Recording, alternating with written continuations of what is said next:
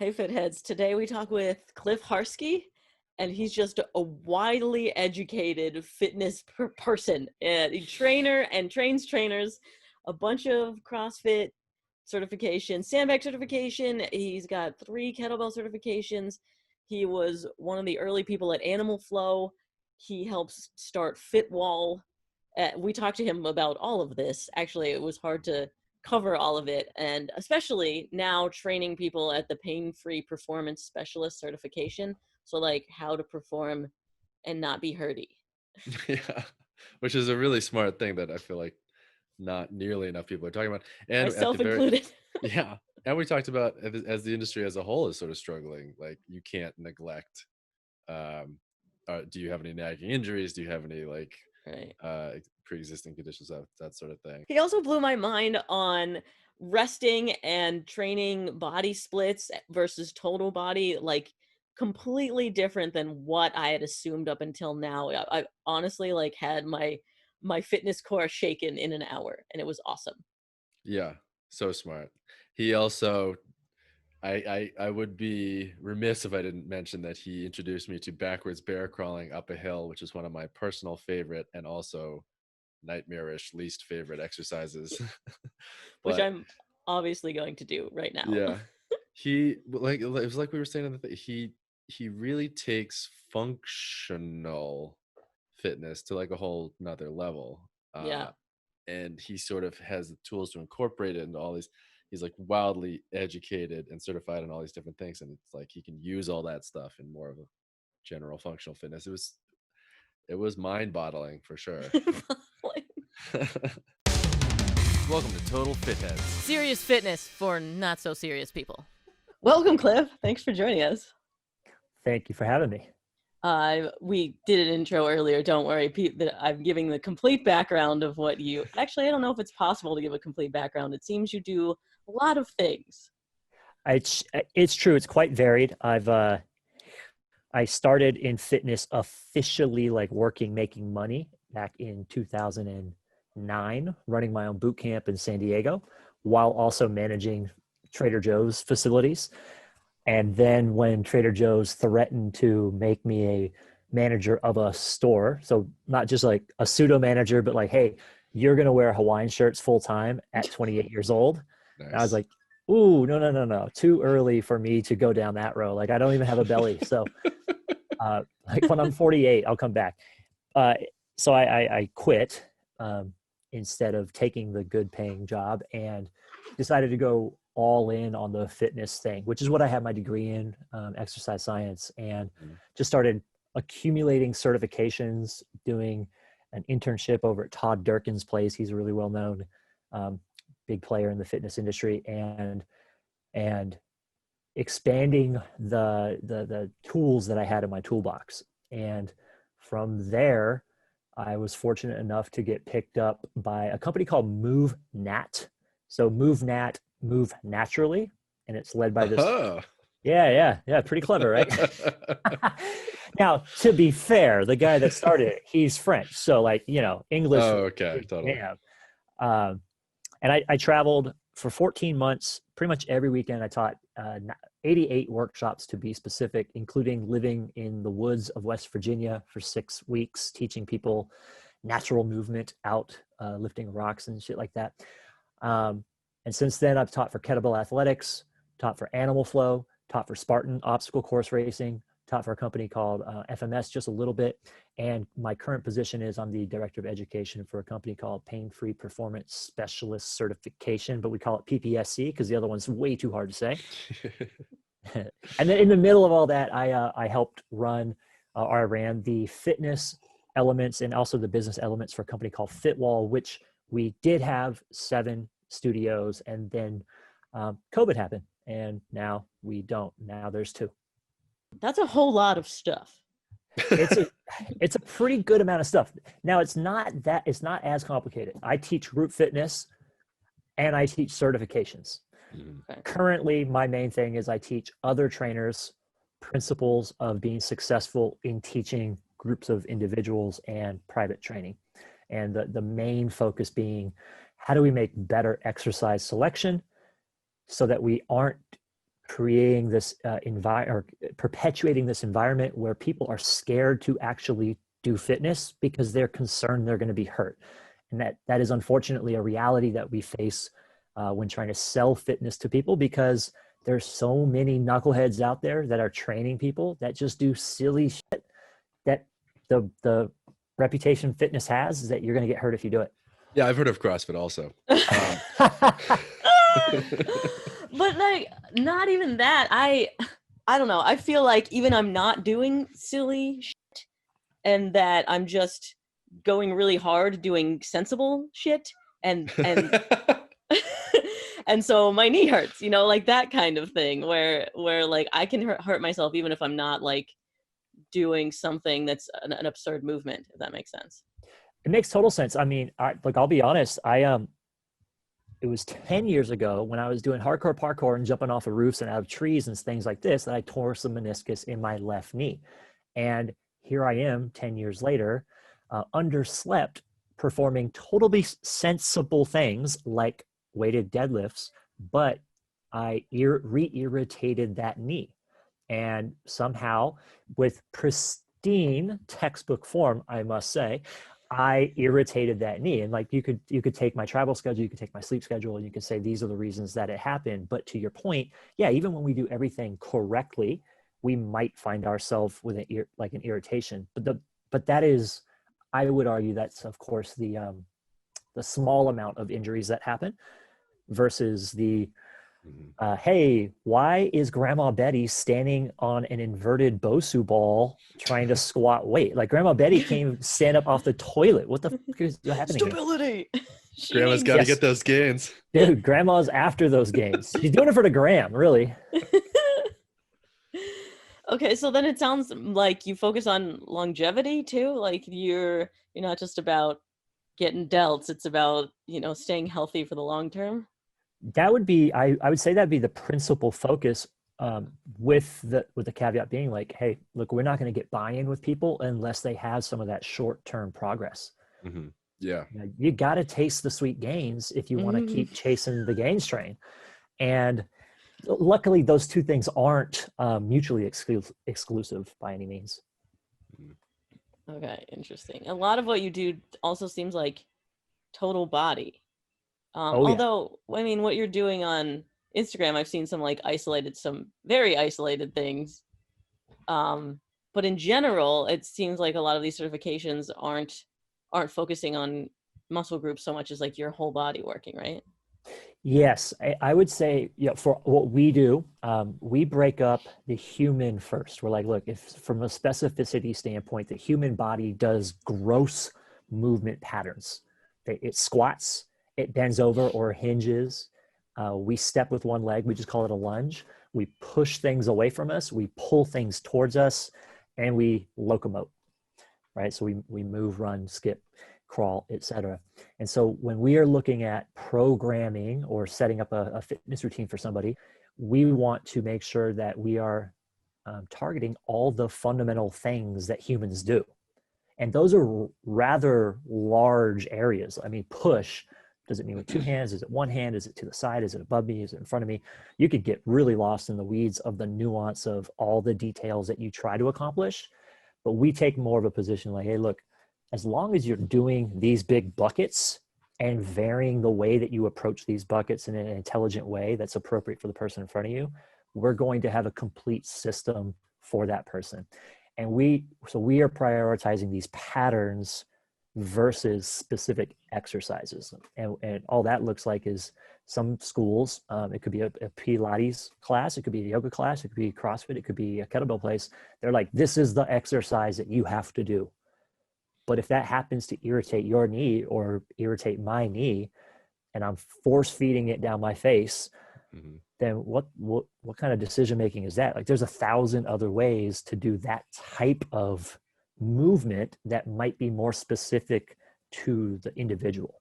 And there's so many religious fitness groups out there that are married to tools or exercises that's part of the reason that a lot of people get hurt.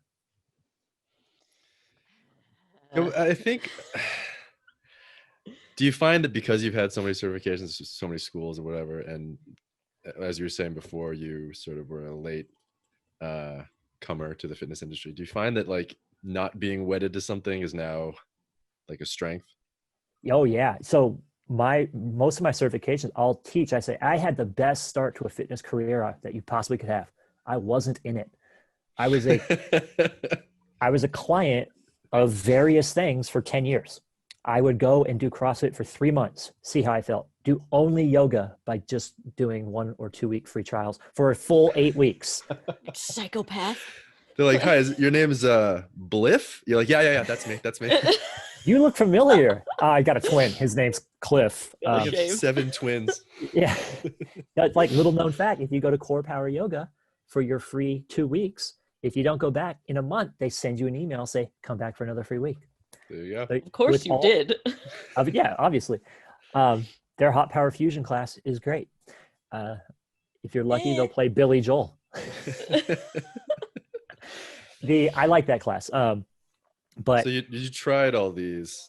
Did you feel like one was better, or did you honestly feel like, wow, these are all sort of, I don't know, like you said, tools in a tool belt?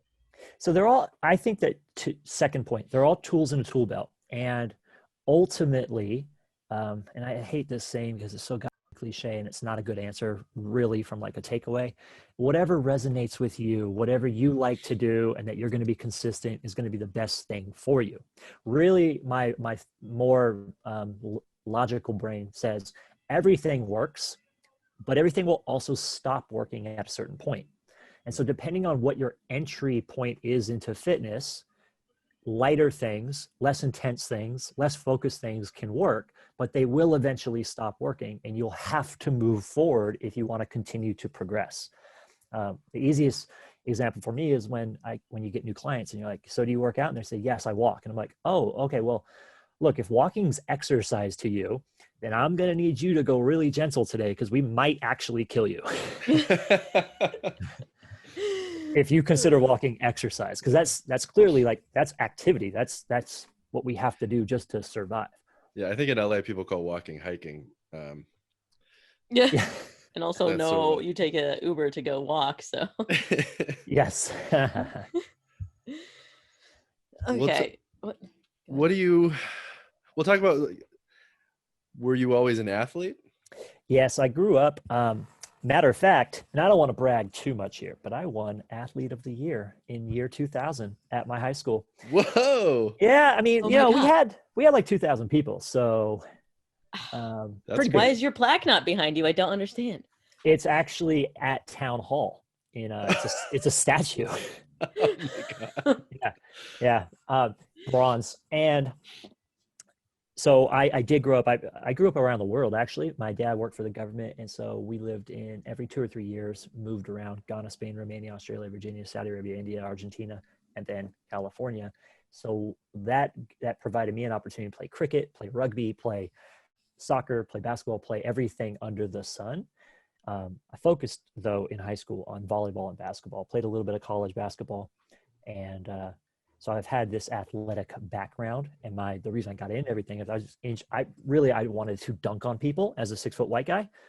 And when I was playing with all those different schools, my test for efficacy of the training program was, how did it make me feel in the basketball court? Did I feel faster, more powerful, springier? Was I able to dunk better? Could I dislodge somebody that was trying to guard me? And that was always my test until I started traveling. And I was like, all right, well, now the test is, how big can my pecs get? The limit does not exist. Yeah, the limit. Yeah, well, and this is a point that I don't know if anybody will know this. What's the truest function of your biceps? Showing off, obviously. To be as big as possible. The truest function is to be as big as possible. That's the goal. So yeah, athlete. I'm thinking, okay, yeah, picking up rocks. I'm thinking about cavemen. No, it's just to pump your sleeves. Love it. Wait, so then you skip leg day? I certainly don't, but I don't think it's that. No, it is bad if you skip leg day. But here's what you do. You just hold an isometric while you do your curls. So you can throw curls on everything. You know, it's sort of like ketchup. Bottom of the squat, do Curls curls. are ketchup. Oh my God, that's the title of this, this podcast. Oh, I love it. Speaking of incredibly specific, impressive feats like dunking, I don't know if you know this, but John came back from San Diego one time, and he was like, "Hey, today we're gonna." Cliff showed me he told me about a new workout we should do. It's called a backwards bear crawl up a hill. Yes. And so we spent about, I don't know, a year doing backwards bear crawls up my driveway hill, and it was incredibly hard. It was something I never would have thought of, because even though I do forwards bear crawls all the time, Sure. backwards never occurred to me. How'd you Up think a of hill. that? Or did you make that up, or where'd that come from? So that was specifically, we made it up when I was doing my boot camp in the parks in San Diego back in 2009, 2008 even. And it was simply a way to progress the ladies that I had in my classes to being able to do real push-ups, quote unquote, real push-ups, right? And it incorporates much more, I'm going to use the term natural, recruitment of your core stability system. Plus it has the pushing muscles. It becomes a more of a contextual activity than a, hey, this is your arbitrary form that we've created to elicit a specific adaptation.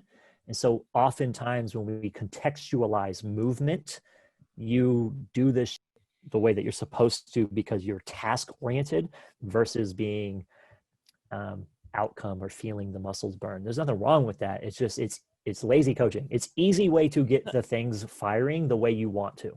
So a backwards bear crawl uphill, as an example, does really good natural recruitment of better scapular mechanics, better overhead mechanics, better muscles that people try to isolate quite regularly with like really nuanced corrective exercise like the serratus anterior. They just work when you put them in this crawl position and go backwards. And all of a sudden, shoulders that hurt pressing overhead are like, no, I'm cool. And you get a nasty shoulder pump. Your triceps get blasted. It's just a really cool way that simulates the way that we learn how to move. Now, I got babies and they don't crawl backwards uphill. So it's not yet. Underachieving back. On the line. Such a disappointment. But to your point, like, yeah, it's for us, I was like, I don't have that many tools. I got this class of 15 people. What do I do to get backwards crawl up that hill? Like if you want to revisit your hill, you should crab walk forward and your hamstrings will be demolished because you're using your heel to bite and pull your whole body up towards it. It's like a body weight hamstring curl machine, but significantly worse. Horrifying. We never got to the Allie. Do you remember my old place? Yeah, I know that hill is incredible. We never got to the top. It was embarrassing. It's yeah. That I'm curious. Like, did you happen to ever? Did you notice anything over that time period? Like any specific lifts, whether it be push-ups, weighted press overhead stuff was way easier. Also, my shoulders are a little janky, so I'm always sort of worried about too hard or too heavy overhead stuff, and also my flexibility is horrible. But those felt great. I think it was because I was moving my own self. Yeah. There's also like a mental difference between like, okay, 7, 8 push-ups versus like, I'm here and I need to get here at the top of this hill. Yeah. Yeah. The mental challenge is, I think it's a lot more fun because you're accomplishing a task that actually feels like something. Versus like you said, 3 sets of 10. Cool. Yeah. I guess that what I'm saying is it seems like you take functional air quotes. Let's all air quote all day long. Functional fitness, but even with functional fitness, it feels like a lot of people sort of hit a boring end, and it seems like you just sort of take stuff and you're like, we're out in the woods. What can we do? I don't know. Let's do tree push up or tree pull ups and stuff like that. I mean, is that something that you find is common or uncommon? I feel like I haven't heard of that before. It's not particularly common. I think that the way that functional training or any sports specific training generally is accomplished is they go, all right, this is the task in sport that you have to do. You have to kick a ball. The muscles involved are this, this, this, and this. So a functional training methodology would target those muscles in a similar pattern. I'm like, no, kicking the ball is the functional task for kicking a ball. Anything else is general adaptation. And you can be as cute as you want to try to recreate similar movements, but it ain't the same. Get generally strong, but then go be task specific if you want to get better at task specific. The cool thing about task specific gains is that if they're hard enough, like climbing a tree versus doing pull-ups, climbing a tree is much more engaging in the brain. Like you never know where your hand's going to go. There's not perfect form. So you're developing a more robust ability of strength showcasing versus I always do my pull-ups like this. There's a really intelligent lady named Katie Bowman that's written a number of books about movement and different exercise things. And she gives this really great analogy. I'm showing my hand because I got calluses, and I'm sure that anybody that works out has calluses. And if you've ever had a callus, you may have had a rip of the callus as well. But to explain further of what I'm talking about with this contextual strength training, the way that you said better functional. You didn't say better. I'm just calling it that because it made me feel good. When we do pull-ups or we lift with the same bar, we always put the same pressure into the same point on our hand, and we develop a callus there. So the adaptation is a thicker, stronger, more robust, dare I say sexier, not smoother, hand, right? Yeah.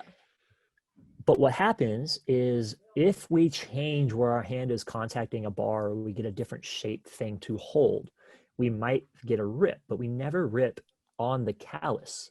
We rip adjacent to the callus. So we changed where the line of force is ever so slightly.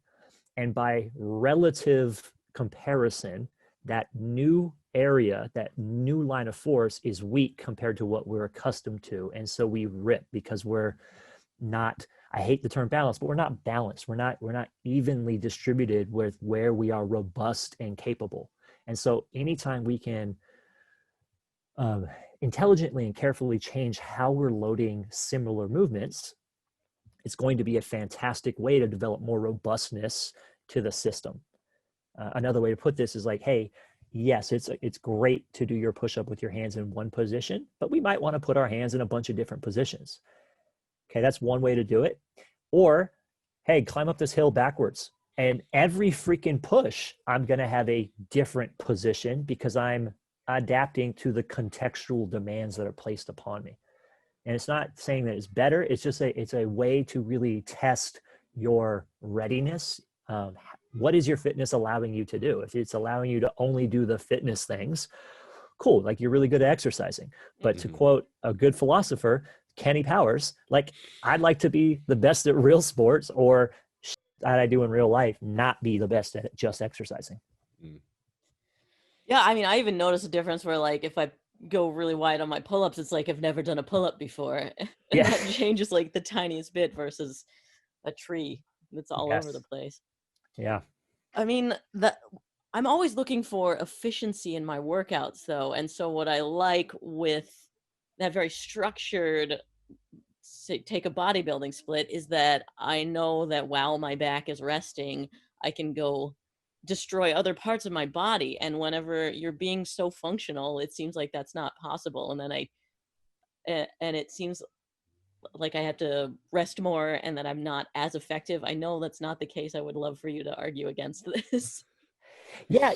So it's I try to explain splits of working out like pizza, right? You can cut it up in triangles, you can cut up in squares, you can do some sort of weird like rectangle cut that I've never heard of, or you could just like fold it in half and eat it like a taco. It's all pizza and it's all going to taste good. Yes, that's a calzone. Yeah, you're right. So with programming for fitness, I'm able to cut up my program however the hell I want, and it's still going to work. That's why there's so many options out there. To your point of, hey, if I blast my back on Monday, I can blast it again on Thursday because I'm resting it, relatively speaking, on Tuesday and Wednesday in between, and then Friday, Saturday, Sunday. And that's a fantastic way to do things. Another option is you blast it a little bit less each day. So the more you blast it, the longer it takes to recover. If you blast it a little bit less, you should be able to recover a little bit faster. And then you actually get to train it with more repetition. And ultimately, you might be able to train it with more total volume. So if we're using your back example, as I pull my headphone out of my ear, if we're using the back example and your goal was to get more hypertrophy, to get bigger, get more gains, the biggest indicator of what actually gives us results from a gains hypertrophy standpoint is actually total volume in a training week. And it's a pretty good indication that if you train more frequently, you can juice your total volume higher because it doesn't take quite as long to recover each time. And that might look like 4 full body workouts or 3 upper body sessions, but you just don't kill it quite as much each upper body section. Once you achieve a certain level of development, you might have to move into I gotta annihilate this with 7,000 sets, because that's the only way I can get a stimulus that's high enough to cause a further adaptation. But for most people, they're probably going to be doing better with maybe 3 inputs per week. The other thing that 3 inputs per week lets us do is get more total variability in the type of exercises we do. Right. So if you do pull-ups 3 days a week, one's the chin, one's neutral, one's wide. The next week you go, one's a little bit narrow, one's like this, and the other's on a tree. I don't know. It allows for a more total development. And that's usually the argument of a more full body or less classic bodybuilding split. The jerk S&C world way to say it is the only reason that 1 time a week or even 2 times a week became popular is that's what bodybuilders do, and they're the most developed. But bodybuilders by and large in the 70s and 80s were juiced to the gill, and that's the only reason that they were able to, in the 90s obviously as well, but like only reason that they're able to recover from that massive amount of input or overload. So I've just been taking my advice from people on drugs, is what you're saying. Yeah. So we should start taking drugs, is what you're saying. What I'm saying is you should absolutely get on the juice. Okay. I would love, that would be great, wouldn't it? Yeah, I'd be so buff. Max said you get taller too. You could like actually grow inches. Human what the heck? Shit, I might even get some hair back. What are we doing? Grow another arm. I mean, we could do it for science, right? If you track it in a YouTube video, it's totally fine. No one will judge. Yeah. Okay, well, I'm already being convinced to like get rid of my splits, or at least. So do you, when you're programming, at least kind of think about it in a push-pull leg sense, or do you really, I guess it varies if you just do total body for certain people. So what's your current split? Oh, well, I was doing a powerlifting program and I just finished. So right now I'm working on bodybuilding, and it's legs, shoulders, back, chest. And then I skip bicep day because I put that in with back. Okay. I know, Max is like, what? Excuse you? What is horrifying? Inexcusable. So if we look at that, right, if we think about a normal adaptation curve, almost everybody, well, not almost everybody, clients certainly haven't, but depending on your level of fitness expertise, you have a flat line, you do a workout, you tank, then your body goes, well, that was a son of a, so let's get stronger, and you super compensate. Then you have a new level. And if you don't train again before you get back to the normal amount, then you just keep repeating the same thing and you go nowhere. So you have to find a sweet spot of when you train that a second time. If you only train legs once a week, there's a pretty good chance that 7 days later, you're more than fully recovered. And so you don't actually take it a whole hell of a lot higher. You certainly don't take it as high as you could, as fast as you could. So when you were powerlifting, here's my problem. Here's the graph where I'm here, I work out, and I'm like, oh, that sucked. I better super compensate. And then I don't get all the way back up. And then I'm like, let's work out again. Okay. Yes. Yes, the other side of the problem.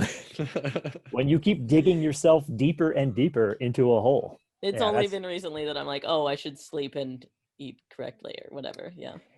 Yeah, that's But the more common issue, to be fair. So there's always that sweet spot, and then it gets very difficult to give generalized uh, suggestions, because everybody's recovery ability is different. Everybody's schedule is different. Their sleep schedule is different. Their training age is different. Like, your ability to recover through workouts is actually a trainable attribute, but you have to titrate up, interesting. right? So if you change from training something once a week to 2 times a week, you'll feel crushed that first week if you just doubled up your volume. But if you did a second session on legs and it was somewhat less, then it shouldn't kill you. And then the next week, it would be more normal for your system to be like, oh, no, this ain't that big a deal. So my body can like learn to be less sore, because it's not abnormal for like day 3 after a leg day for me to still have trouble sitting down on the toilet because my hamstrings hurt. Yeah. Yeah. It's, I don't think, if from a 1 day a week bodybuilder split, which probably has you doing upwards of 10 to 12 exercises for your lower body, I'm assuming it's about that many, right? Like, you got squats, you got leg press, you got leg extension, then you probably have like 2 types of hamstring curls, and you got glute thrust, and you got calves. Little quad situation or calf situation. Yeah. Yeah. Yeah. Yeah. So it ends up being, and then, hey, maybe you've got at least 3 sets, but probably up to 5 sets if it's a traditional bodybuilder type of workout. Squats are 6 sets. I got to do 60 squats in one workout. I'm like, what? Yeah, so that total amount of volume is so massive. I will not lie to you and tell you that that's going to leave you a wreck every single time. And that may negatively impact your total ability to recover within a week, which may negatively impact your ability to get a higher amount of volume. So Yeah, just focusing on volume. Well, do you focus on volume when you're not specifically doing hypertrophy? Is that still something like in your brain as you're programming? it is, but mine would be from a general fitness standpoint without a specific goal. I'm like, look, I need this person to be good at heavier stuff or less reps, because that's just they go together, and for more endurance-y stuff. So I like to surf between 5 and 50 reps of things. 50 reps obviously is reserved for the more developed athletes or clients. So 5 to 20 though is kind of my sweet spot for where you should be. And at the end of each of those sets, it should be challenging. It shouldn't be like, I grabbed my 5-pound dumbbells and I did 20 curls. That's not going to do anything for me just because I did 20 reps. It needs to be, the last 3 to 4 repetitions need to be freaking difficult. Yeah, I've that like reps in the tank thing. Do you ever think about that? And do you ever train people to failure? I mean, how often do you think that people need to be like really going to the edge of hard work? Yeah. So the reps in reserve idea like can be a controversial idea. I like the reps in reserve idea simply because it should keep people healthier from a injury standpoint, because as you get super duper fatigued, if you are in a more complex exercise, then the risk of, losing the squat position or dropping the dumbbell on yourself, is higher. And it's can't really argue that aspect. But if you are on a machine, you can go to failure, because you ain't going to hurt yourself on a machine, most likely, right? Unless you're really talented. Like glute thrust is a great example. Barbell glute thrust. Like, it is really hard to hurt yourself on a barbell glute thrust. You fail and your ass hits the floor 6 inches below you and the barbell plates hit the floor. No risk. If you fail under heavy load on a squat, shit could go wrong. Same thing with a deadlift. So as long as you're picking appropriate exercises, then you can go for broke. Usually the appropriate exercises are less neurologically demanding as well, because they're more focused, they're easier to control. And so where most people get buried from a recovery standpoint is, not only is it like a lot of muscles getting challenged, it's really dense from a neurological standpoint. And so your total whole entire nervous system goes, what the just happened to me? I'm dying here. And that's where problems are more likely to arise from going super hard. But I do think going intense is a very important thing that has to happen to drive results, especially as you start developing more longevity in training, because tickling yourself just ain't going to do it. But from an intensity standpoint, it doesn't. We can define intensity as heavy weight, but we could also define it as length of the exercise, so like a really long eccentric, or total reps.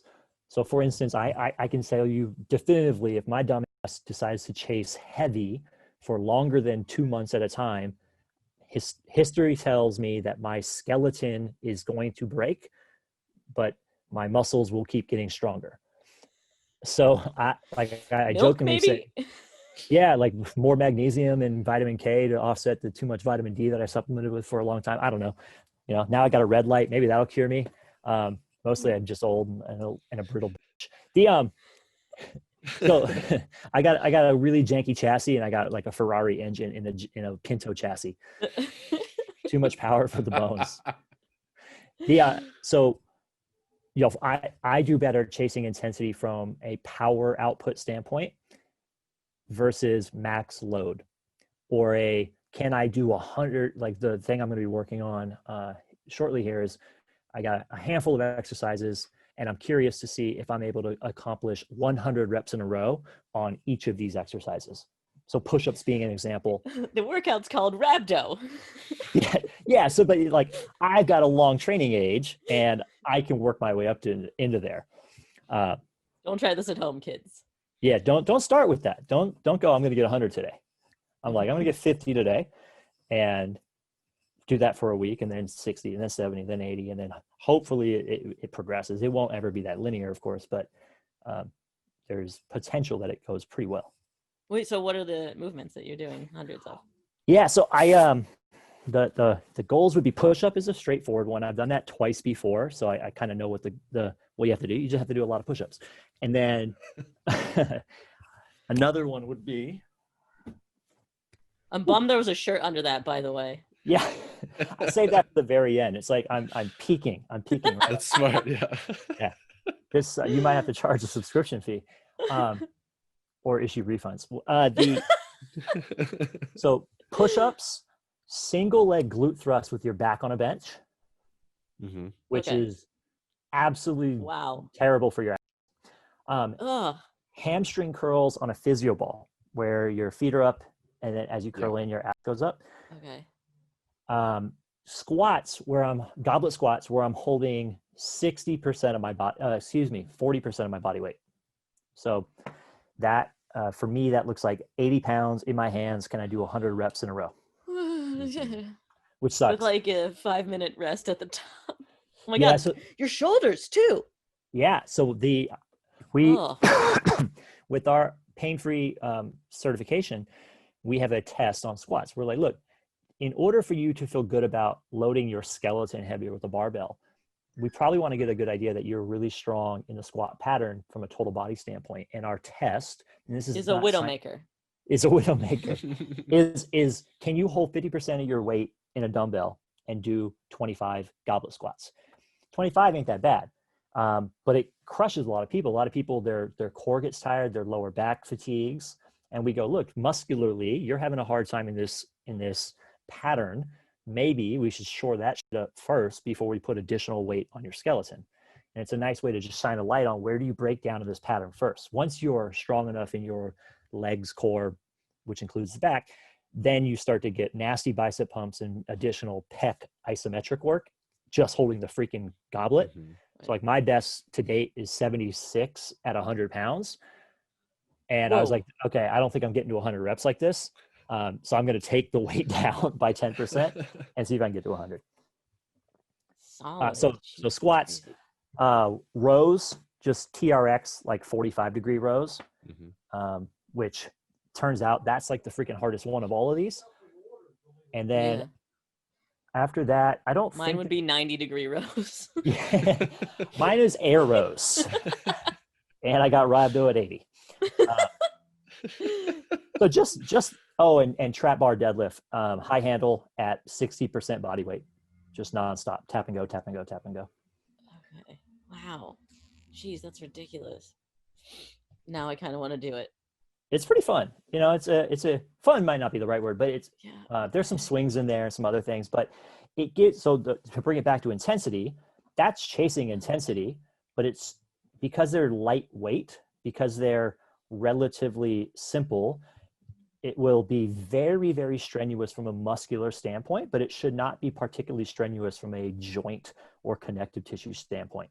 If anything, that lower rep range should help develop some different connective tissue adaptations than just heavy.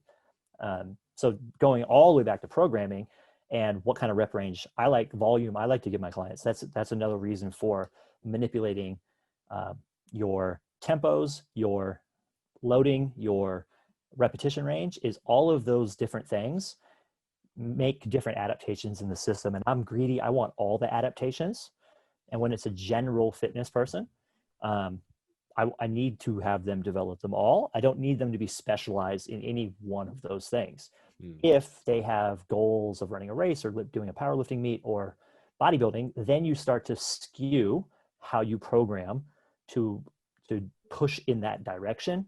But I never give up 100% on all the other attributes unless I was peaking somebody in their last 4 weeks prior to an event. Outside of that, there's good arguments, there's good indications out there that if I completely avoid high rep work, it actually has negative consequences on my low rep work because I'm unable to recover between sets because my aerobic pathways suck, my et cetera, et cetera. If I'm a power lifter, it's better to have less total range of motion that I can move through because I'm more statically solid in just those minimal ranges of motion. But from a long-term health standpoint, like if I eventually will start to have negative consequences from being so specific with the range of motion that I have available to me. I noticed you didn't include nothing using a kettlebell. So kettlebell, I'm a big fan of goblet kettlebells. squats. I thought you were, No, dumbbells better because otherwise your biceps just blow up. But kettlebell, so I teach a lot of kettlebells and I love the kettlebells. It's a fantastic tool. It's actually probably my favorite tool to teach people fundamental exercises because it just allows for better loading in a lot of instances. But with that being said, it also hurts a lot of people's wrists, not because it's bending the wrist, but because heavy steel sitting on bone, the steel wins every time. Like 100% of the time. Yeah, so far.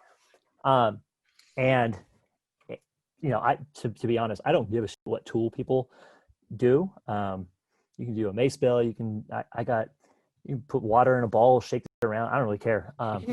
Like load is load is load. If it's an elastic band, it's why arguments of like, oh, I won't lift that weight because that makes me bulky. I'm like, what the fuck are you talking about? It's just force. Like you doing heavy springs in Pilates is more resistance than lifting this barbell over here.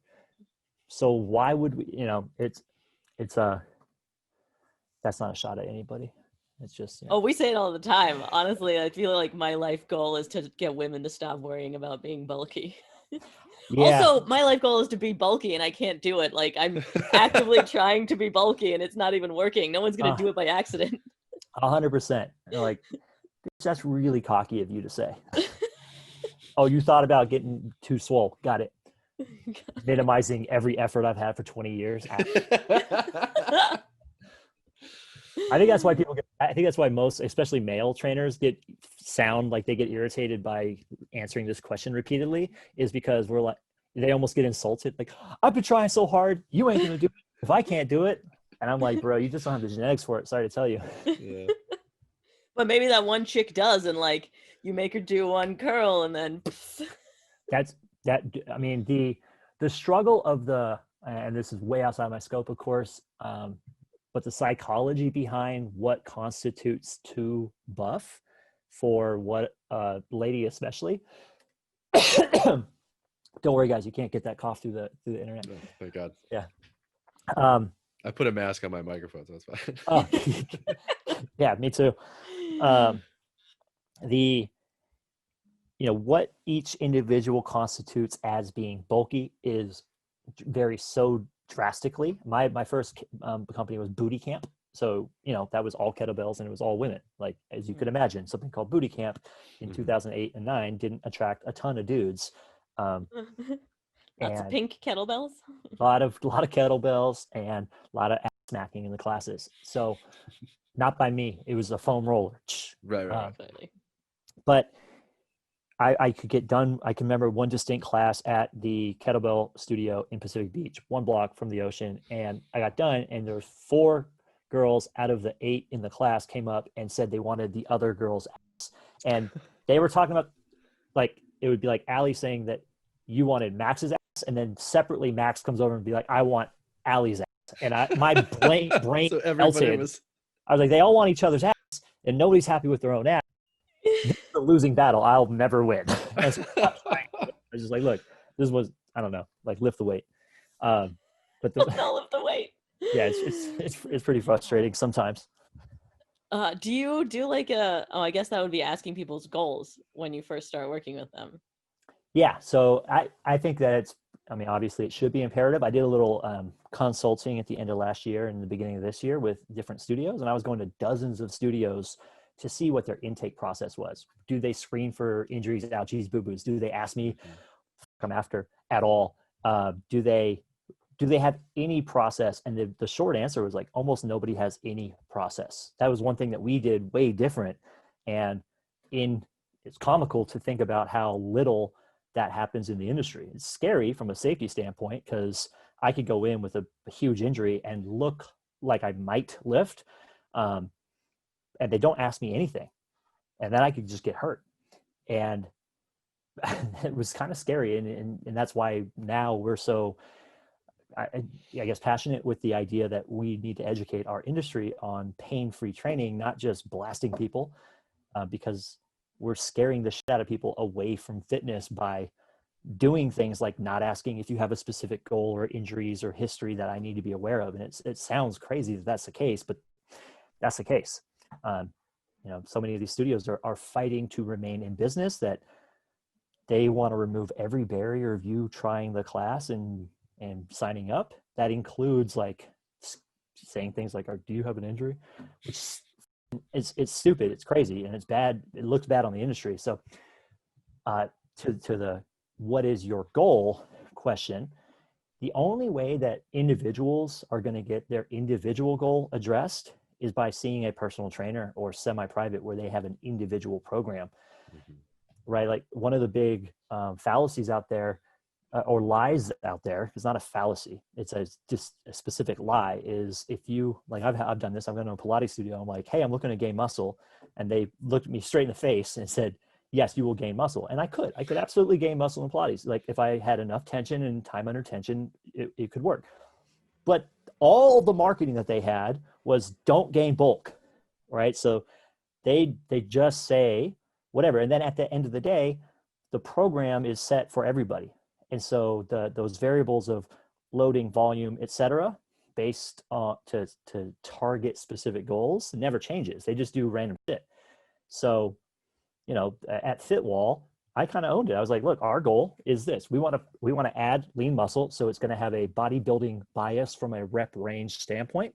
But I also want your body to feel better, so we're going to have a lot of three-dimensional movement that is task-oriented because of what the tools look like. You had to move your body around this weird device, so it was experiential learning. And it was a general program. And then I said, if you have specific shit you want to work on, you need to meet with us and we'll tell you how to manipulate your workout to be more accomplishing those goals. And so all the ladies that didn't want to add any bulk, I was like, cool, you need to lift heavier and do less repetitions, or just, which is so counter to what any woman would think. 100%. Or just keep doing what you're doing, which is picking up the useless weight and doing 1,000 reps that don't stimulate, and you're just going to be spinning your wheels, and that's why you never see any change. But if you want to look leaner, then you need to add a little muscle, because right now you're skinnier than shit, and you need to lose a little fat. So it looks like ditching the Chardonnay and picking up heavier things and giving me some effort. Some effort. I don't know about the Chardonnay situation. Well, can you talk about Fitwall a little bit? I went, I loved it. It was I thought one of the coolest studio experiences I had. But like, how did you get into it? How did that start? So I got done. I had a couple injuries. I had hurt my knee and my shoulder. My knee was from hardcore parkour, jumping off roofs and stuff, and then my shoulder was I was doing a Turkish get-up with a 165-pound barbell and Casual. lost it and tore my labrum, right? So Like I was in the like, center of a barbell where like all that width of weight? yeah, You should get hurt, sir. yes. No, it's 100% is stupid. It's You know, I'm insane. not, I feel like, but you did 5 pounds less right before it, right? So you've done that. I did it on the right. I went to do it on the You knew it. left. The left failed. I was like, oh no. Wow. So I had to stop traveling and teaching because I was decently well hurt, and um, I why did I forget? Oh, Fitwall. How'd I get there? Fitwall. Whew. So I was like, okay, I'm going to start my business again back in San Diego. I did online coaching. I started working at a gym. I ran Bootycamp again. And then these people, they contacted me and said, hey, we want you to teach at Fitwall. We're paying $100 per class, and the classes are 25 minutes. I was like, yes, I don't give a shit what it is. I'll teach it, and I just will never post about it if I don't like it, because you're telling me I can make $200 an hour effectively teaching fitness. Yeah, of course I'm going to do that. Then I went, and my dumb ass like started talking about maybe what they want to do, if they want to be successful, giving some input. And they were like, why don't you just run the studio and run the fitness? Because it was a new concept, and they did not have a solidified idea of exactly what they wanted to do. And so from there, I took my background, which was quite varied, and developed what we did. And what I tried to do was, all right, what is it that people want, generally speaking, without being having a specific goal in mind? You know, when you ask somebody, and I've asked thousands and thousands of people, what is it you want to accomplish? What's your goal? Get fitter. I'm like, cool, that's useless to me. Like, what does that mean? Okay, do you want to get leaner? Okay, cool. Do you want to have more muscle tone? Yes. All right, I know how to do that. We have to add a little bit of muscle. We have to strip away some fat, and you got to get stronger. And the way that we can do that looks like what we've been talking about. We split up our week at Fitwall, 7 days. We're like, look, we're going to have 7 different workouts.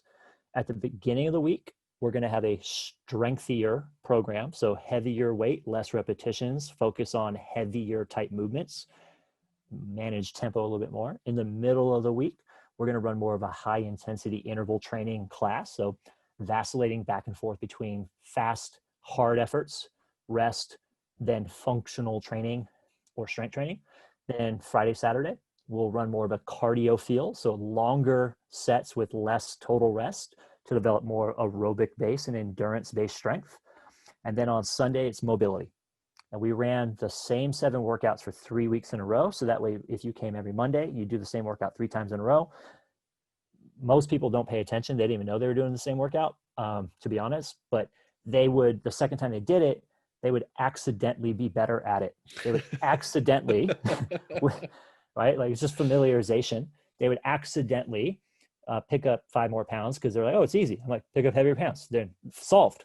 And the third time, they're like, hey, I really feel like I'm getting good at this. I'm like, cool. So next week you'll suck again because we have new workouts. Right. So we need people to suck and be inefficient, but we also need to do things with enough repetition to get better. And 3 to 4 weeks is kind of a sweet spot. So with us, all we did is, it's undulating periodization is one of the terms for it. You change the volume that you throw in each day. So on strength, it's less total reps, but it's heavier. On intervals, it's somewhere in the 8 to 16 range. And then on the endurance, it's probably like 20 to 40 range on reps. And so each of those things develop the muscles a little differently. All of them develop hypertrophy to different ways. Similar to the levels thing that we were talking about, we all have individual responses to doses, right? Whether that be blood sugar response to a cookie or a banana, or some people gain muscle easier with a higher rep range. Some people gain muscle easier on a lower rep range that's heavier. It all would come down to genetics, I suppose. And some people are trying to develop tests to see what kind of muscle fiber type you tend to have and what you would respond to best. It's kind of interesting. I don't think the tech's there yet, but maybe one day they're like, yo, Max, if you want to get most jacked, you need to be doing super slow motion training 3 days a week because your genetic SNP said this. So that's what they're trying to figure out. For us, we're like, we're going to do a shotgun approach and everyone's going to do all the things because they all come at random days of the week. So the other thing we had to keep in mind, and most places have to keep in mind, is that you don't have a lot of control on when your clients are coming to see you. And so if they're going to come any random 3 days of the week, every time they come in, those three things need to fit together. So places like Barry's Bootcamp that do a bodybuilding split, so to speak, like today's back and buys, tomorrow's chest, the next day's legs, next day's abs. That's a strategic decision to try to get you to come to them all 5 days of the week. Makes sense from a business standpoint. It can make sense from a programming standpoint as well. For us, we knew our average client came in 3 days a week, and we didn't know what days they would come because their schedules, they're busy professionals and parents, so they're all over the map. And it was basically like, look, it doesn't really matter what 3 days you come. Probably don't do 3 days in a row and then rest 4. But like, other than that, it doesn't matter which 3 you come, because every day we're going to hit push, pull, hinge, squat, lunge, climb, core, twist, and resist twist. And we're going to hit all of those every day. To your question about like pull and push and yada yada, we hinged, or we did glute based stuff 2 to 3 times as often as we did front side stuff. We did single leg stuff about 3 times as often as we did bilateral stance stuff. I'll tell you why that is in a second. We do pulling about 3 times as often as push. We do horizontal versus vertical like 2 to 3 times as often as, so this type of range versus this 2 to 3 times as much. And then we do a lot of abs because people want to feel their abs. I know I can sign somebody up if I make them feel their abs and triceps, right? If they're like, oh, and if it's a bro, I'm like pecs and biceps, and then we're good. So the reason you cracked the fitness industry. It's the code right there. Hey, you sweat, your ass is sore, your triceps sore, and your abs are sore. Let me sign up 1 year. The reason, because you guys both had that like eyebrow raise on the single leg comment. The reason we did that specifically is when we started, we had no dumbbells. When you came in, we had no dumbbells. We added those 3 years after you were there.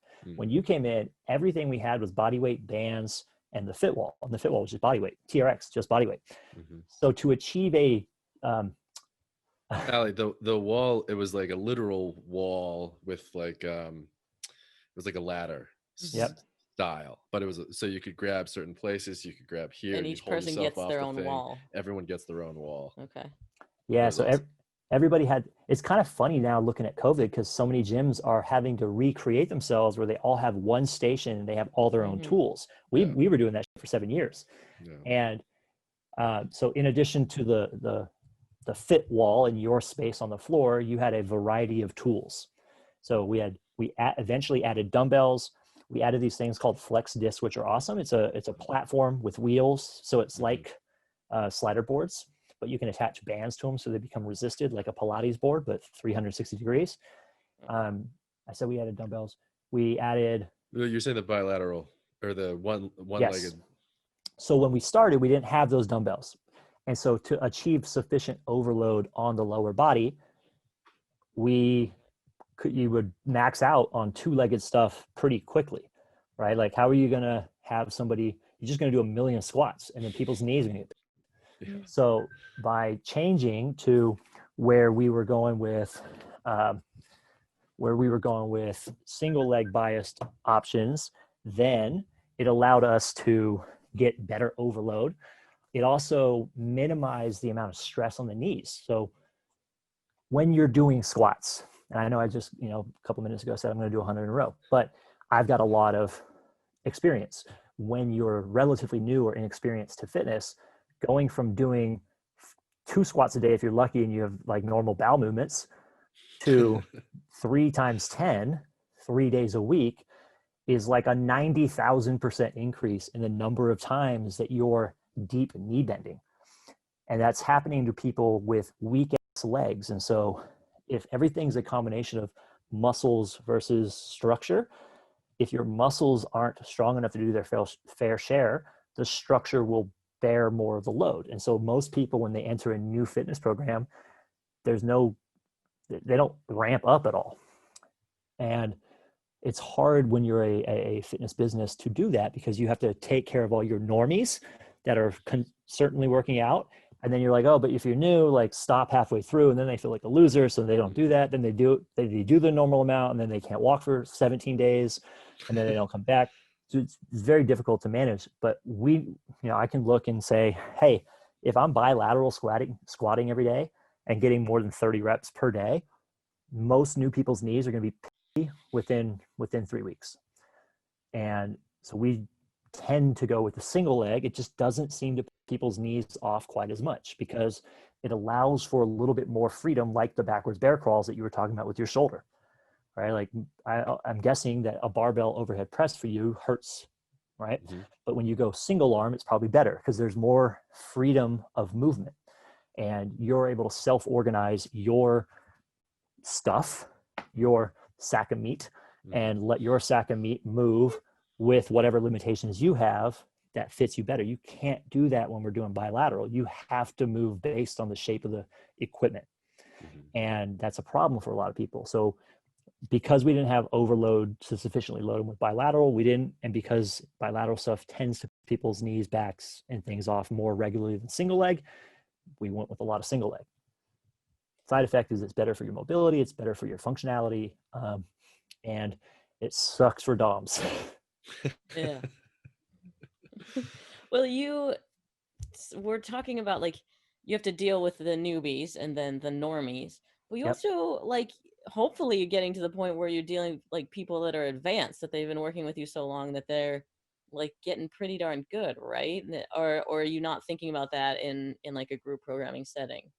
Totally thinking about that, and it's part of what makes it difficult, but it's not that hard of a situation, right? Like we know we can progress people through, hey, just give me more weight, give me more effort.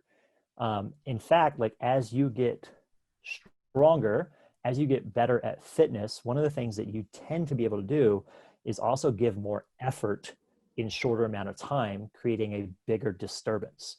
So when somebody starts, most of what they do is they have like a governor on their effort level. They're not trying terribly hard. And so as you get better at fitness, you find out how to push yourself harder. So then you're able to get to the place of suck faster. And like in Fitwall, a good example would be someone that came in fit, they got crushed more regularly than someone that came in that wasn't fit. And it was because they were able to enter into the work, into the exercises, pick heavier weights, push themselves harder, and achieve a devastating effect better than someone that was like, what weight do I pick? What does that exercise look like? Let me go slow and controlled and get less total reps. So in Fitwall, we did everything time-based, and that allowed people to self-select. Do I want to go heavier and do less reps? Do I want to go harder and just do 1,000 reps? Do I want to kind of coast? Most people coast. It was hard. It was hard. Don't worry about that. It was absolutely. Yeah, no, we actually over time figured out like we needed to, it was accidentally hard. Like when you came, it was still really new for me. It was a year in.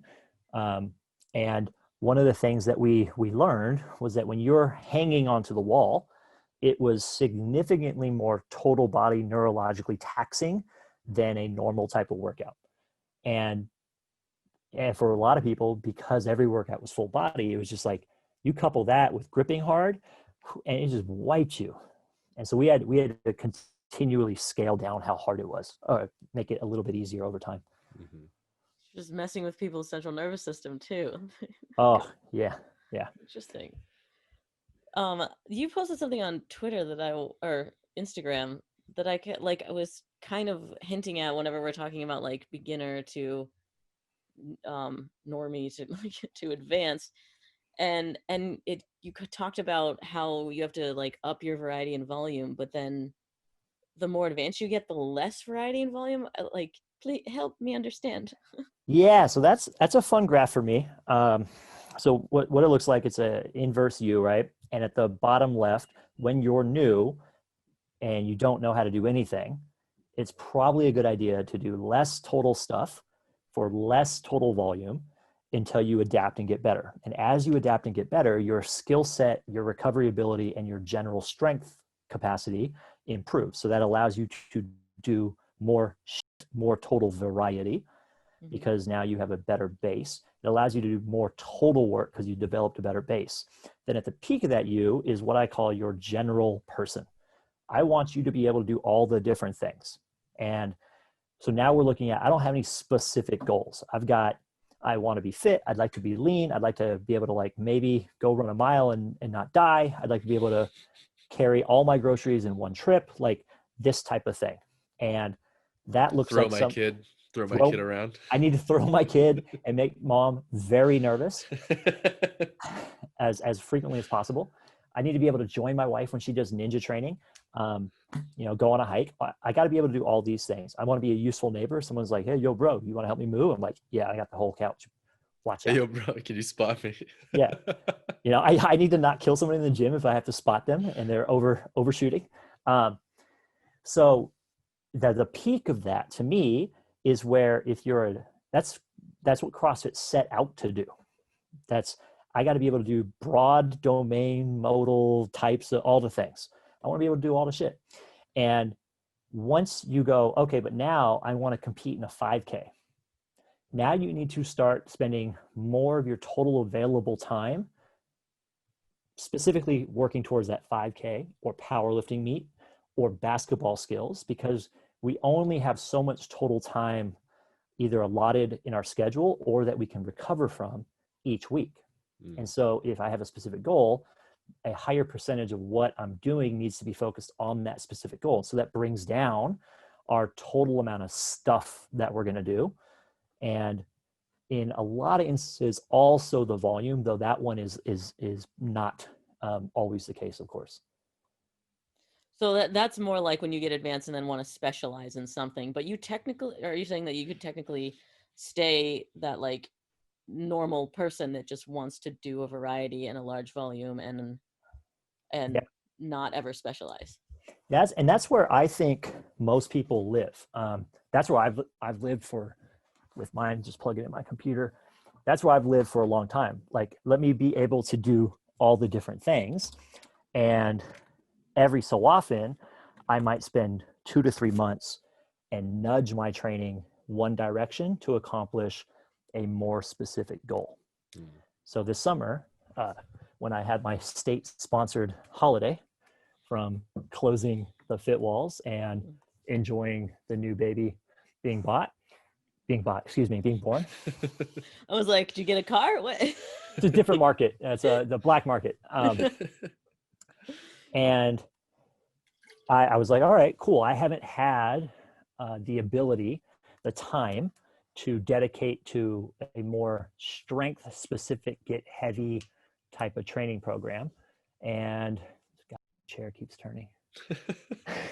And so I spent about 5 months just focused on let's get really strong. And that's kind of what I did. And my split looked like I had a squat emphasis lower body day, a hinge emphasis lower body day, a pull emphasis upper, a push emphasis upper, 2 energy system development days, which is basically like all the things and mobility, breathe hard, sweat, and then 1 rest day. I pushed heavyweight. Recover that quickly. Wow. And the reason that you're able to do, and it was hard, like biting it off, there was an adaptation period where I was like, whoa, this is more specific volume to squatting than I've done in one day in a long time.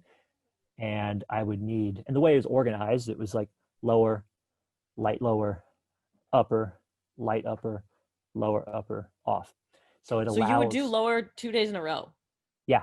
But the second one is more of a flush. It's a high repetition type of workout so that it's actually should be improving your recovery.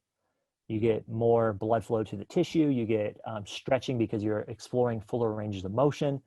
And that's something that's going to be beneficial to your recovery versus completely avoiding it. But you wouldn't call it a rest day. Like you were still working out. We would, yeah, it's definitely still working out. I would call it active recovery. Active recovery. Okay. Interesting. So how were the results? Are you super strong now? I was, yes, I started at 195 and within 9 weeks, I was up at 206 and feeling pretty beefy. That was pretty good. I took my deadlift. I don't typically train super heavy. Remember I said I got brittle bones, but I was like, let's just see what happens. And I tested, I could deadlift 500 still at the beginning, and after 4 months pulled 585. Was it 595? It was 585. 595 slipped out before I got full extension of my hand. And I was like, son of a bitch, where's my chalk? So I pulled that. I didn't test the one arm squat, but box squatted and did a couple squats at about 400, and upper body push stuff. I just skipped that because I've got a couple surgeries on the shoulder, so I'm not super worried about that. Heavy chins, 140 pounds hanging on you, type of thing. What? Casual. Yes. More than me. Hanging on you. That's insane. Yeah. With the Fitwall, the final thing that we did was, from an experience, from a client standpoint, what we did, I think that was pretty unique. And so if anyone likes to do this my favorite way to program actually is I like to do a full body workout every day. And I alternate what kind of overload I'm trying to chase. Do I want to go heavy? Do I want to get a pump? Do I want active recovery? Do I want high intensity? Do I want power? Do I want isometrics? Because I think that there is something to be said about sending the same adaptation signal to everything to have a more specific outcome versus doing a bunch of different. So normally, like the most classic way this is put is the interference effect. If you do cardio plus you lift weights, like doing cardio might inhibit your gains a little bit. It's not the end of the world, especially for general clients, but if you're really specific about chasing a specific outcome, then yeah, if you're doing cardio and powerlifting, they're two opposing ends of the spectrum, and you probably won't get the benefits of either if you're going back and forth like at an Orange Theory or a Barry's Bootcamp type thing. Like you'll sweat, you'll get tired, you'll probably get leaner over time, but it's not gonna be as good as it could be. And you're talking about within one workout, not specifically within like a block of programming. Correct, within one workout. Okay. So if you have opposing signals chasing different types of adaptations within the same workout, they actually muddy your total adaptation. But not necessarily within the same block of training. Is that what you're saying? Because So I always thought that like if you're just focusing on something, like adding so many things within a week even, or within a month, I was thinking that would be not be as beneficial to adaptation, but you're putting a bunch of different crap throughout the week and saying it won't affect it as long as it's not in the same workout. Yeah, so I think you could have even more specific benefits to, let's say I focus on eccentric training for 2 weeks in a row. I think that you could drive a more specific overload in that 2 weeks by being very specifically eccentrically oriented for that entire time. I do think you have that. I also think that would be boring as hell, and you'd be and hard. a disaster of soreness. And one guy that's disaster of soreness. One guy that's pretty well known for in the industry is Cal Dietz. He wrote the book Triphasic Training, and the different 3 phases are eccentric, isometric, concentric. And he does his peaking at different parts of athlete season where you spend 1 or 2 weeks in an eccentric emphasis phase. So not everything is eccentric, but you do a lot of eccentric work. Then you do a lot of... hand you a barbell and then you set it down. Slowly. Then you have your isometric bit, and then you have your concentric power bit, and they seem to get better results from that that he gets good results. Better is up for debate, right? But he great results, and whether or not that's the back-to-back-to-back inputs of the same type of stimulus that forces a more specific adaptation, that's up for debate. But I think that it makes sense. And the nuances of it, to me, I don't know if it's that big a deal for me that doesn't get paid to do anything physically. For me, it just makes developing what I want to do for a day pretty easy. Today, I'm lifting heavy shit. Everything I do is going to be with a barbell. They're going to be compound lifts. I can load things most aggressively with a barbell. So today, my tool is a barbell. Tomorrow, my tool is the kettlebell, and I can do all the explosive in weird angle stuff. And I only use the kettlebell. The next day, I'm like, today is body weight day. It's TRX and floor. So my favorite way to program is full body pretty much every day. And then the tool dictates the reps and the shapes of the positions I get in, because different tools are better for different things, right? Like you're not going to hammer something with a saw, you're probably going to saw something. So if I have dumbbells, you know what dumbbells are great for? Higher rep hypertrophy work through full range of motion. They're freaking awesome for that. It would be not as awesome for max loading because you have too much shit to control and it could get out of position fast. So instead, max loading is a barbell. For max effort, you go machines. It's the least amount of stuff to control. And so that's how I like to do it. It takes care of undulating periodization because the rep ranges match your tool. It takes care of all the different angles because the different tool dictates the exercises you do. And then it also never gets boring because you're doing all the things. And you find that you're able to rest not as often as you would expect because you're varying it in that way? For me, that actually, you use the tool and the rep ranges to stimulate your recovery. So if I kill myself with a barbell on Monday, I take a light kettlebell in the sun on Tuesday, and I get moderate reps with a light weight through good range of motion, and it becomes much more active recovery based. That helps me recover, and I'm taking care of some aerobic fitness, some mobility or flexibility training, and then I don't have to take a day off. And it's not that I don't want to take days off. Like I'll take days off like a champ, but it's actually probably better to have a recovery-based session than a rest-based session. They're just two different things. Oh, crazy. You're definitely, changing my mind on a lot of things in just 1 hour.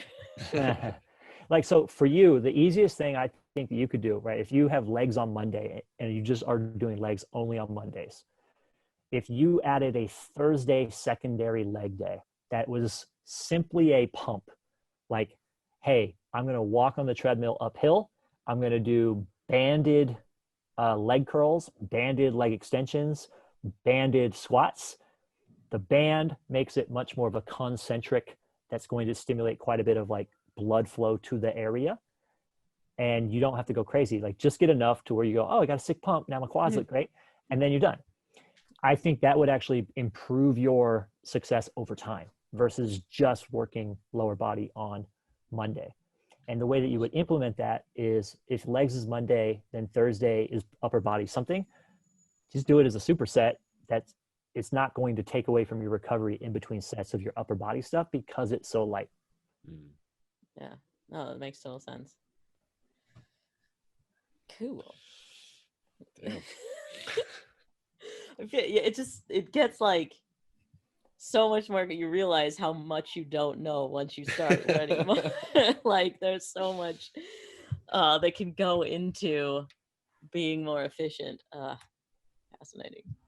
Yeah, it's a never-ending discussion, and the thing we cover at PPSC is that as long as you're not skipping the movement patterns that a human needs, then that's the first biggest block of programming. After that, this whole discussion of like undulating versus linear versus conjugate versus whatever type of programming options that are out there really doesn't freaking matter if you never squat. If you never do single leg stuff because you find it to be hard, well, you're just going to keep not being good at it. And you probably want to be good at moving one leg at a time. And so we focus on these big blocks first and trying to figure out what specific options are available to you. You know, if your coach tells you have to barbell back squat in order for you to get leg gains, but every time you barbell back squat, your lower back or your shoulders or your knees hurt, then your coach is an asshole because you can absolutely. What if your coach is yourself? Then you're a dumbass. Then you be me. No, at that point, it just goes, that there's the Turkish get up 165 pounds. Good example. That is a goal-based training decision, not a outcome-based training decision. That was, I want to do this thing. There's no reason to do this thing, right? Like it wasn't going to drive anything other than, hey, I get to have a good for the gram photo. That's a great reason. It's a valid reason. So what's the reason? You're stuck in quicksand and you have to pick up your wife. And your wife you're married to a barbell. Your wife is a barbell. She's very skinny. Yep. Okay. Okay. So yeah, your goals drive what you do, and as long as we're willing to accept the fact that at a certain point, performance will always come at a greater risk for health, then you're good. It just has to be a conscious choice. Where what we try to illustrate within the industry is that quite regularly we're putting performance before health for people that have no desire for performance. They just wanted to get a little bit more lean and feel better. And we're like, no, you know what's important? Your 1 RM of your overhead squat. And it's like, no, that's not important. Being able to do it again tomorrow is important. Yeah. Being able to carry your kid is probably more important. Yeah. So then you are working on this within the industry and training people, right, at the pain-free performance specialist certification. That was good. I'm impressed that you were able to repeat that. Yes. I have it written down in front of me. Cheater. We ran almost 50 certs this year, and we are doing our first online event in December that I'll co-present with the founder, Dr. John Russin, physical therapist, and it will be available live, which is fun, but also for 7 days recorded. And so you can go to it. The other thing, anyone that does that actually will get to go to a 2021 in-person course for free. The reason it's our first online one is we cover quite a few techniques and exercises, and it's just not, honestly, it's just not the same online, right? Like, it's better to have in-person hands-on stuff. However, since everybody is shutting down again, we can't do that for the next couple months here, I'm assuming. And so we're like, look, we'll give you the education, but we want you to come get the hands-on. So it's not a Black Friday deal. It's just like, look, we feel good about being able to communicate the education to people online. Certainly that's very doable. But since we've been saying for the whole year, we think that it's very important to get the hands-on, not just from the tactile experience and practice of doing it yourself with other people watching you right there and being able to change it, but for the industry as a whole. Like, John and I both want to look out for the industry from its reputation, but also for our coaches, our coworkers, our friends. The industry got shit on this year, and it's not just fitness, of course. Like, at restaurants, everybody's kind of got trounced, but for the fitness industry, so many businesses were barely scraping by anyway. Most places were being run by people that are just passionate about wanting to help. They really like seeing people get fitter, get healthier. It's what they enjoy doing, and they're barely making a living doing it. And so they were 2 clients not signing up away from closing anyway. And so this just buried. We have business relationships with a handful of the bigger clubs, and it ranges from 40 to 70% of the trainers lost their job this year. Whoa. Yeah. And I guess I shouldn't be surprised. It's pretty rough. Like, crazy. you just think it's pretty ruthless. And then, specialty boutique gyms like Fitwall, I don't know what percentage of those close, but it's probably in that same framework. 25 to 50% of them just done. And so for us, we're like, all right, one, admittedly, we also need to sell some things if we want to stay in business as well. And so we're like, we'll hook everybody up with a 2-for-1, do the online with us, and then come do it in person as well, because there is much more enthusiasm and excitement when you're in a group of like-minded people and we're talking about bettering the profession, and people leave the events pumped up and jazzed and excited again. And it's just been difficult to be excited about being in the industry this year because people are being shut down. They're trying to have workouts out in the snow. We're in California, so we're lucky. I'm looking at, it's 85 degrees outside right now. I'm gonna go get sunburn. And meanwhile, like, I'm talking to our host gyms in the Northeast, and I don't know what the hell they're going to do. They're going to close. There's going to be more small business owners that are losing their business because of the unfortunate circumstances that we're in. Yeah. That's not a fun note. No, but hopefully when everything starts back up again, we'll all be doing it pain-free because we learned from you. Right. Yeah, and so we do a pretty good job. As much as I like to brag about being an athlete of the year, I don't brag enough about our curriculum. We make it really straightforward of how to get to training. There's an aspect in the industry, or a trend that was happening in the industry, to over complicate everything. All right, now basically you had a lot of trainers becoming wannabe physical therapists, and then people stopped training, and then they didn't get results. They were like, I'm really good at blowing up this balloon and tickling my serratus anterior against the wall, or like whatever the hell corrective exercise specialist that these people think is awesome, where it's mostly mental masturbation, where they're telling themselves that they're extremely smart. And I'm like, this person just wants a nasty bicep pump and like to see some abs. Like, you doing this upper uvulus adjustment, one, is outside of your scope of practice, sir, but also boring as hell. And maybe you can get better results for your clients by just making better exercise choices. Love it. All right. Oh, we did talk a little bit about cutting out the rosé. We do have one question we ask everyone. Max? Oh yeah. How do you tell your clients to incorporate alcohol into their training? So my specific talk is this. Alcohol has a talk. Yeah. So, because it's a thing you got to talk about. I go, look, if you're going to do it, make it count. Don't have 1 or 2 drinks per night, right? If you're going to have efficient drinking, if you're going to have 6 drinks in a week, do it one time at a special event and have a lot of fun. If you're just doing it every night, then you're just poisoning yourself a little bit every time. Like, go ham. Like, if you're going to do it, have fun. Brown out. I don't know. This is so different from anyone's answer ever, and I love it. Yeah, that's I'm crazy. like, yeah, and do it during the day. Like, daytime drink, it's more fun. Start at noon. My recommendation would be, hard spirits with ice and club soda, or my new favorite, hard kombucha, specifically Bootycraft. Have you had this? No. Oh my, you should take a trip to Whole Foods. So Bootycraft, specifically the jasmine apple flavor, jasmine apple lime, is exquisite. No, it's this is like 7% alcohol, so you don't have to waste a lot of time drinking a lot of empty calories. And efficient. Probiotics, so quite healthy. I would maybe argue, or tell myself. I would tell myself, and very refreshing on a nice warm day. How do you feel the hangover compares to beer, liquor, or whatever?